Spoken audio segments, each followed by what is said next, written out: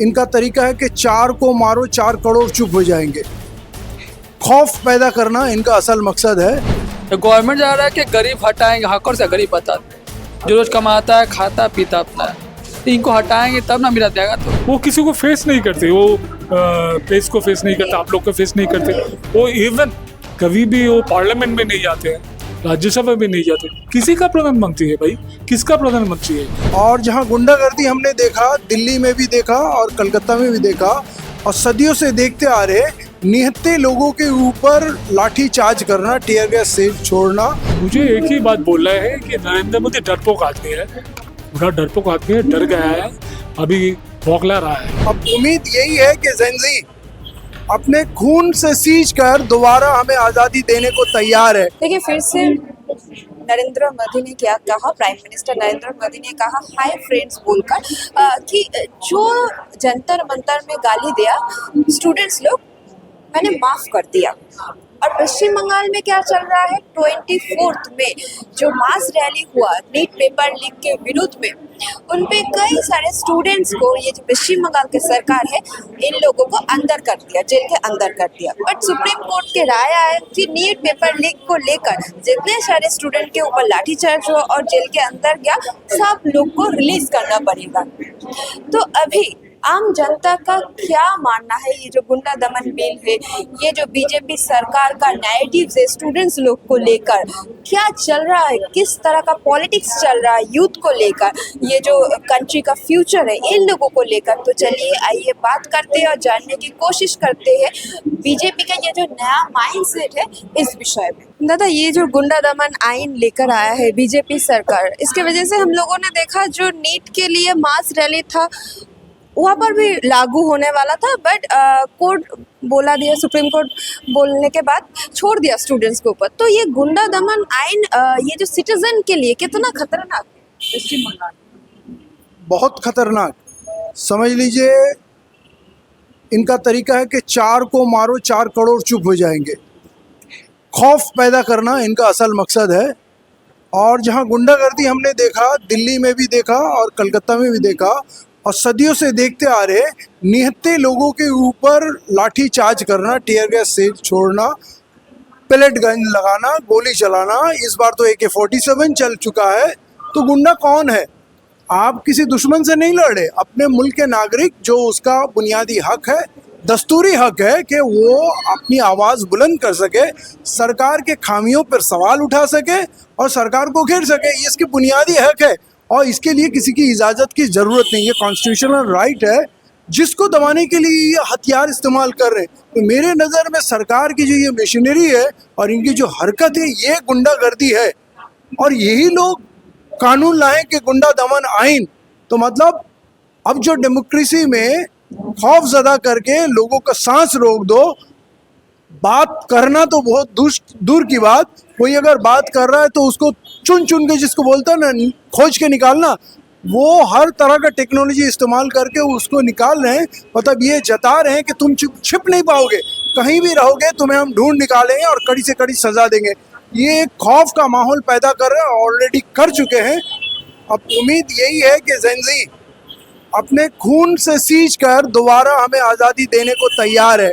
यही एक उम्मीद की किरण नजर आ रही है। लेकिन हम लोग सोचते थे कि मास्टर दा सुरजो सेन, विनय बादल, दिनेश बाघा ज्योतिन, ये जो लोग चले गए, हम लोग को कभी कभी कमतरी का एहसास हुआ कि वो लोग शायद कुछ खास थे, कर लिए, खास तो बिल्कुल थे, अब शायद कोई ऐसा नहीं है। तो नए ज़माने के नए नौजवान ये हमें जता रहे हैं कि मैं हूँ, अपने खूनों से आज़ादी को दोबारा सींच कर इस मुल्क को आज़ाद करने के लिए तैयार हूँ। और जीत सामने नज़र आ रही है, उसका झलक दिख रहा है, उसकी रोशनी हम तक पहुँच रही है।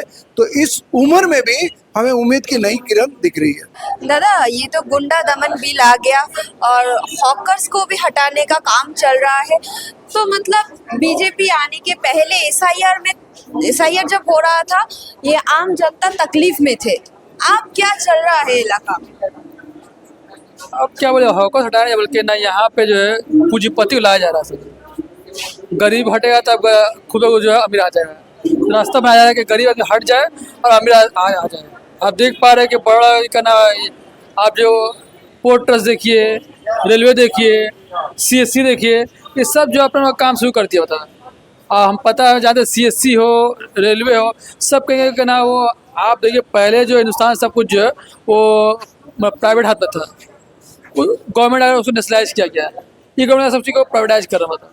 फ्लो ऑफ जो ये कंट्रोल देखिए कहाँ जा रही है। तो गवर्नमेंट जा रहा है कि गरीब हटाएंगे, हकर से गरीब बता दें, जो रोज कमाता है खाता पीता अपना है, इनको हटाएंगे तब ना मिला जाएगा। तो ये चल रहा है कुछ नहीं। और दादा ये गुंडा दमन आइन को लेकर जो भी सरकार के विरुद्ध आवाज उठा रहा है उनको जेल के अंदर कर दिया रहा है। हाँ तो आवाज़ बंद करना हो ना, आवाज़ तो बंद करना होगा। हम उसे अगर ऐसे पकड़ लें तो फिर तो गैर कानूनी होगा। तो कानून बनाओ, पकड़ लो, सिंपल बात है। गवर्नमेंट में चाह कोई होता टेंशन का अपना पैसा नहीं लेना है। हम कानून बनाएंगे, पार्लियामेंट मेरे हाथ में, असेंबली मेरे हाथ में, हम कानून बना के उसको लोग हटाएंगे, लोग पकड़ लेंगे। दादा पहले तो लाठीचार्ज जो हुआ तो मिनिस्ट्री के तरफ से कोई लेटर स्टूडेंट के पास नहीं आया, कोई एपोलॉजी लेटर भी नहीं आया। फिर पीएम नरेंद्र मोदी ने जो बोला, जंतर मंतर में जो गाली दिया, हमने माफ कर दिया। मतलब क्या चल रहा है नरेंद्र मोदी का ये जो इमेज बिल्डिंग हो रहा है हाई फ्रेंड्स बोलकर, आपको क्या लगता है डैमेज कंट्रोल हो रहा है? मुझे एक ही बात बोलना है कि नरेंद्र मोदी डरपोक आदमी है, पूरा डरपोक आदमी है, डर गया है, अभी बौखला रहा है एकदम। और मुझे ये भी लग रहा है कि वो कौन होता है, ये किसी को माफ़ करने का वो कौन होता है? क्यों कोई इसी उसके सामने माफ़ी के लिए हाथ जो नहीं किया, तो वो काहे को ये सब बात कर रहा है। और ये हम लोग देखें वहाँ पे अभी जो नैरेटिव सेट हो गया वहाँ पे, either Narendra Modi has to go, उनको यहाँ से जाना चाहिए, उनका गवर्नमेंट जाना चाहिए, नहीं तो उनको सारे जो एलिगेशंस आया है उनके ऊपर, पहलगाम से लेके जो भी आया, सारे एलिगेशंस उनको इसका जो रिस्पॉन्सिबिलिटी वो लेना चाहिए उनको। अगर नहीं लेते हैं, वो बोलते हैं, वो किसी को फेस नहीं करते, वो प्रेस को फेस नहीं करते, आप लोग को फेस नहीं करते, वो इवन कभी भी वो पार्लियामेंट में नहीं जाते हैं, राज्यसभा में नहीं जाते। किसी का प्रधानमंत्री है भाई, किसका प्रधानमंत्री है ये? प्रधानमंत्री जो किसी से बात नहीं कर सकता है, जिसका काम है सिर्फ झूठ बोलना, वो काहे का प्रधानमंत्री है? उस प्रधानमंत्री से हम लोग का कोई लेना देना नहीं है। ये जो जैन जी जो मूवमेंट किया है, भूटानकोट जैन जी जो भी आप बताते हैं, इस मूवमेंट से उनका क्या, उन लोग का कोई लेना देना नहीं है। वो सीधा बताते हैं, तुम काम नहीं करते हो तो गद्दी छोड़ो, काम नहीं करते तो गद्दी छोड़ो, उनको छोड़ना पड़ेगा, आज नहीं तो कल छोड़ना पड़ेगा। और ये हम लोग मानते हैं कि अभी हम तो उनको फैसिस्ट मानते हैं, ये एक फैसिस्ट रेजिम है, ये fascist regime this has to go, इनको जाना चाहिए। और ये अगर नहीं जाते तो हम लोग जो है इससे सारा देश भर का जो एक्टिविस्ट लोग हैं, जो किसान लोग हैं, जो मजदूर लोग हैं, ये सब इनके खिलाफ में खड़ा होंगे। और आगे आगे आगे देखते जाइए क्या होता है। बीजेपी का सरकार सेंट्रल में भी है, पश्चिम बंगाल में भी है। ये जो मास रैली था स्टूडेंट लोगों का, वहाँ पर स्टूडेंट्स लोग को उठा लिया।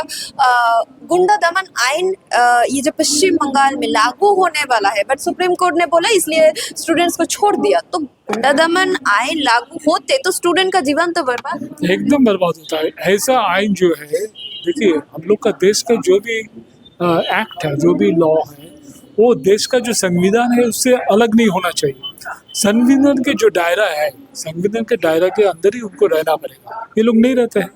वो गुंडा दमन आइन बोल के कोई आइन नहीं है, जो आइन लिखा हुआ है वो नहीं हो सकता है, क्योंकि विदाउट एनी ट्रायल किसी को 1 साल के लिए अंदर करना ये मुमकिन नहीं। हम लोग का जो कॉन्स्टिट्यूशन है उसको परमिट नहीं करता। हम लोग ये जानते हैं कि ये अगर हम लोग सुप्रीम कोर्ट का जो कॉन्स्टिट्यूशनल बेंच है उसमें अगर जाएगा तो हारेगा।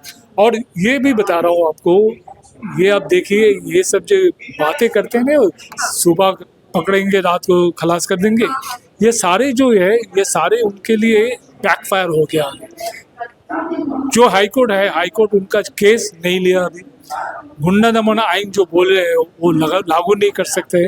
इवन जिनको अरेस्ट किया था शुक्रवार का आदमी बोल के, उन लोग को छोड़ना पड़ा। सारी का सारा तो ये तो थप्पड़ है उनका गाल पे। अगर उनको थोड़ा बहुत भी शर्म है, लाज शर्म कुछ भी है, तो उनको तो अभी इस्तीफा देना चाहिए था, लेकिन उनको देखा नहीं। आगे आगे देखिए, अगर होगा तो आंदोलन होगा, लड़ाई होगा, उसमें उनको जवाबदेही उनको ही करना पड़ेगा। ऐसा बात क्यों कर रहे हो लोग? नहीं कर सकते हो। और हम लोग ये जवाबदेही मांगेंगे उनसे। आज नहीं तो कल, कल नहीं तो परसों मांगेगा। अगर नहीं इस पीढ़ी नहीं मांग सकते, अगला पीढ़ी मांगेगा। इनको मांगेगा, इनको जवाब देना। ये जो गुंडा दमन आइन स्टूडेंट के ऊपर लागू होने वाला था, बट सुप्रीम कोर्ट ने राय दे दिया, इसलिए नहीं हुआ। तो फ्यूचर में फिर भी आंदोलन होगा, तो ये पश्चिम बंगाल के लिए गुंडा दमन आइन कितना मतलब जरूरी है या नहीं जरूरी है? स्टूडेंट्स लोग तकलीफ में है, आपका क्या राय? দেখি হিন্দিতেই বলবো, আমি কিন্তু হিন্দিতে খুব কমফোর্টেবল নই। বাংলায় বলবো, ঠিক আছে। তো গুন্ডা দমন আইন যে কারণে এই সরকার, বিশেষ করে 4 তারিখের পর যে পরিবর্তন হলো, যে সরকার ক্ষমতায় এলো বাংলা দখল করে, তারা কিন্তু নিয়ে আসলো এবং তারা একটা উদ্দেশ্যেই নিয়ে আসলো, যেটা আইনের প্রতিটি ছত্রে ছত্রে আপনারা দেখতে পাবেন। সেটা হচ্ছে মানুষকে নিছক সন্দেহের বশেই গ্রেপ্তার করা, তাকে ন্যূনতম আইন ন্যায় বিচারের সুযোগটুকু না দেওয়া।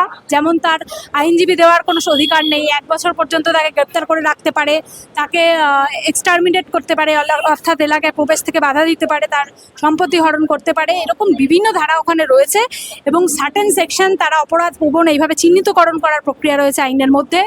তো এই বিভিন্ন দিক দেখলেই বোঝা যায় যে এটা কিন্তু প্রতিবাদী যারা আন্দোলন করবেন, সরকারের বিরুদ্ধে কোনো প্রশ্ন করবেন, তাদের বিরুদ্ধে যত্রতত্র ব্যবহার করার জন্য এটা আনা হচ্ছে। তো এটাই হচ্ছে দেখা যাচ্ছে। এবং মানে সেক্ষেত্রে তো এই যে আন্দোলনের ওপর মানে একটা চাপ সৃষ্টি করা হচ্ছে সরকারের। একেবারে একেবারে তারা আন্দোলন করতে কোনোভাবেই মানুষকে দেবে না। বিজেপি দ্বারা একদমই পরিষ্কার। এবং এই আন্দোলনে দিল্লিতে যেভাবে তারা দেখা গেল, পরিষ্কার ভয়ের মধ্যে দিয়ে তারা কিন্তু একে একে একটা একটা করে ধাপ তারা পিছু উঠতে বাধ্য হল।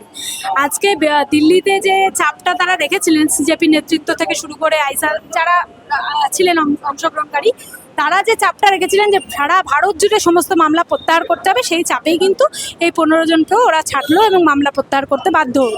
কিন্তু এই চাপ যদি বাংলার বুকেও না দেওয়া যায়, ভবিষ্যতে কিন্তু বাংলায় যে আন্দোলনগুলো হবে সেখানে কিন্তু এই আইন প্রয়োগ হতে চলেছে। এটাই সবচেয়ে বড় বিপদ আমরা মনে করছি।